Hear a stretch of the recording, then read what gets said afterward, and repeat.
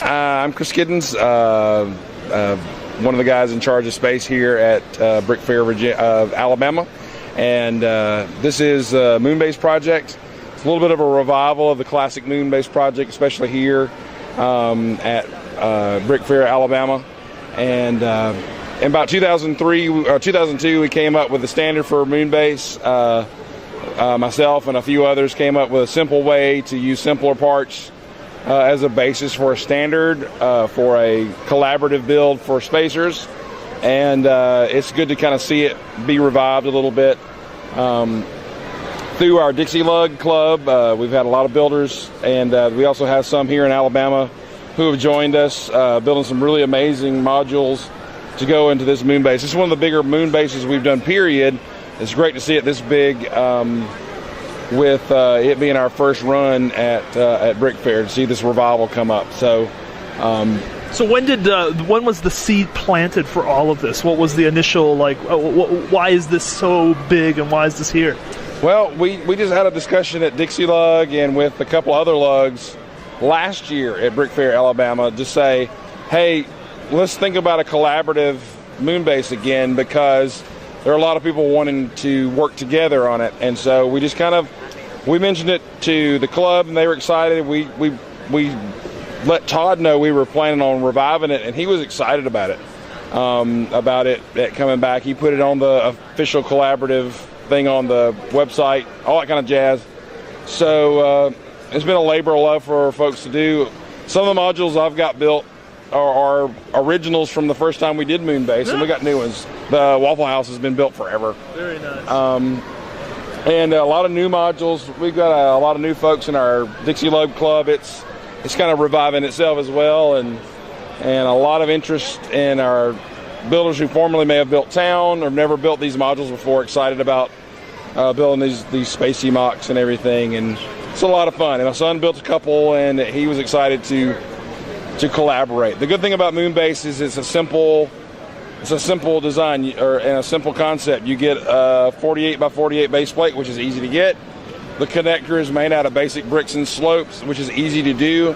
You can make it as complicated or as simple as you want. Pour in your creativity into the design and just go for it. As long as you've got a connector or two, you're good to go. So it's easy to kind of participate, sort of pitch in. It is easy to participate and pitch in, and that's, I think, one of the great things about it. You can even just do an end cap, which seals the end of an open connector. And you can do some pretty creative things. He's got a Starbucks right there. I love that Starbucks end cap. Yeah, and that's been made. He's had that Starbucks, Mark Sandlin has had that Starbucks made for a long time. Really good classic end cap and all that kind of stuff. There's lots of ways. And then there's plenty of room for monorail to be put in, plenty of room for spaceships to then populate it and do some creative things here. Sure. This mining colony here is one of my favorites. This was done by a couple of guys, Dana from our club, and there's another module from a guys here in Alabama, all kind of working together in the same motif of being a mine, which makes sense on the moon, and a lot of really good design here. One of the funny things is the creature from the Blacktron Lagoon there with all the eyeballs, and its spawn is spreading out on the moon base there, which is pretty funny. And one thing we did this year for the kids to kind of stay focused on it is we hid Unikitty in many places. There's 10 Unikitties. There's one there in the monorail base there. She's hidden all about. Now, is this Unikitty in Unikitty's space garb, or Unikitty in all different kinds of She's forms? in her space garb, but then there's a business kitty or two and all that kind of stuff. So she's all around. There's an angry kitty up there on the tip top of one of those towers, and somebody made a Robo Kitty. She's sitting in one. So it's a lot of fun. So the kids have been excited about finding all the things. This is also one of the longest layouts of monorail. We were able to make one continuous track all the way around it. That's crazy. And had the moon bus standard, which was attempted with this old school Mars. One of the Mars things. Yeah, right? some kind of racy weird things. Yeah, something they did. Life on Mars. Or there's some racers or some weird stuff back there. So to have that, John Palmer, who was one of the architects in helping this come about back in 03, 02, that was one of his passions and standards, was for the little moon bus to run around. And it was That's kind of cool. neat for one of our guys to pick that up, find the track, and get a car going. That's awesome. So maybe let's try and begin like a little bit of a tour of the layout. Okay. So we're kind of over here. We're talking about this already. Yeah. But we got the Space Miners base here, and the excavation there, and a processing center, and all this kind of stuff. We got a couple of landing pads here, and just some general connectors in the middle.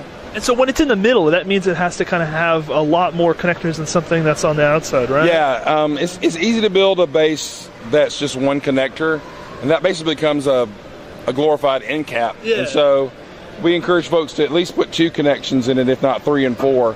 So a 4 connector is really key to making things spread out. Versatile.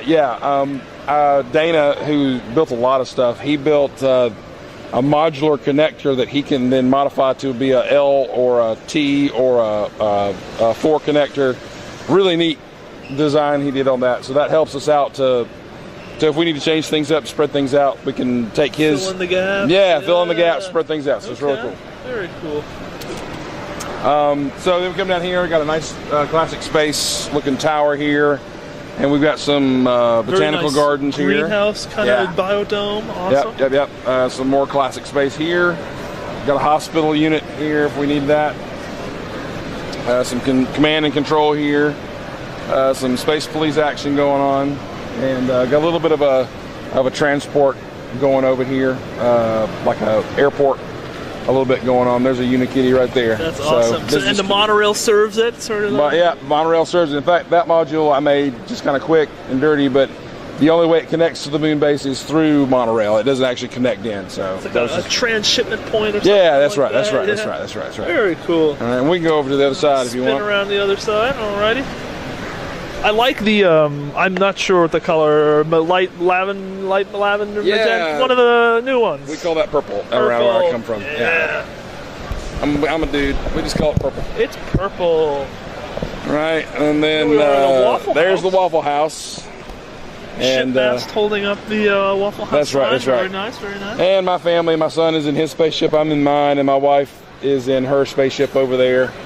The Giddens family visits Waffle House quite often, so. The Big C barbecue here, you gotta have a barbecue joint, and you'll see a Unikitty there. Duplo pig on the spit. That's right. A drive-through McDonald's, which is pretty neat. You can turn this crank, and the spaceship that's on it, it'll actually lift, or the drive-through window will raise and lower to match up to where the spaceship would be for the drive-through and everything. That's actually pretty cool. And a Spirus base. It was neat to see Andrew pull that off to bring back the old Spirus theme. We got an Mtron couple of modules here. A lot of the old classic space themes are represented really well. And then we've got a few of the last spacey thing with the invaders from outer space or whatever from Mars. Little layout with them here.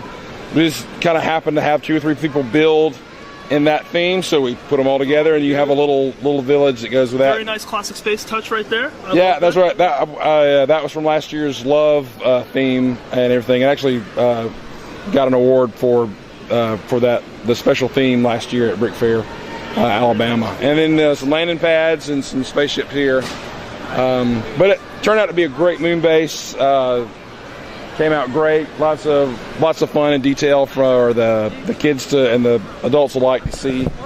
And it's just really neat to see it return. And it was it kind of faded out for a while. There's still some groups who still build it, and there's a train group that has a little bit of a different standard, but we can make it compatible. So some people have kept it alive, but this is kind of the classic, old school, what we intended moon base, and it's really awesome to see it back. So moon base is back at BrickFair, Alabama, 2016. Yep. And I believe Todd announced that moon base is on the collaborative builds for BrickFair in Virginia and some others. So he's got it on board. Heck yeah. So it's alive. He's excited about it. We're excited about it. So I hope folks will build more modules. Thank you so much for sharing with us, Chris. You bet.